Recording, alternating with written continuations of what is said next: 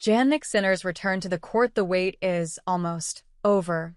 Jannik Sinner is ready to return. The Italian tennis player, #1 in the ATP ranking, still away from tournaments due to a 3-month suspension related to the Clostebol case, can return to public training after serving the WADA ban, which expired on April 13th. As stipulated by the same WADA code, until yesterday Sinner could not participate in training camps or organize training sessions by federations or an affiliated club or a facility funded by a government agency.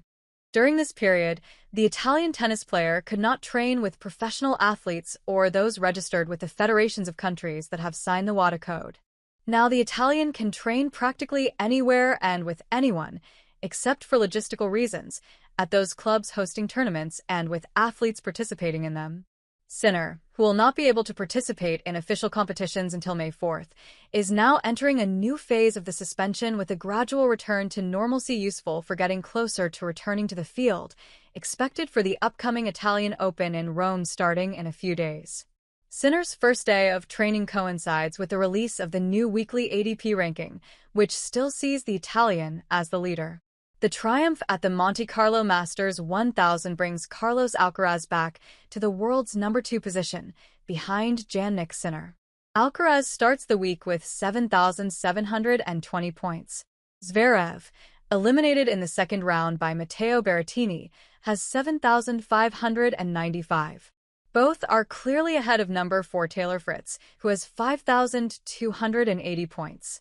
Daniil Medvedev returns to the top 10, overtaking Norwegian Casper Ruud, #10 with 3,215 points. That is just 15 more than Lorenzo Musetti, who, with the final reached in the Monte Carlo ATP tournament, celebrates his new best ranking despite the defeat in the final against Carlos Alcaraz. Musetti now has 3,200 points, thus overtaking Holger Rune and Tommy Paul, and getting close to the top 10. In Rome with the Italian world #1. It had never happened in the history of the internationals that an Italian capable of leading the ATP ranking competed in the 1000 tournament in the capital.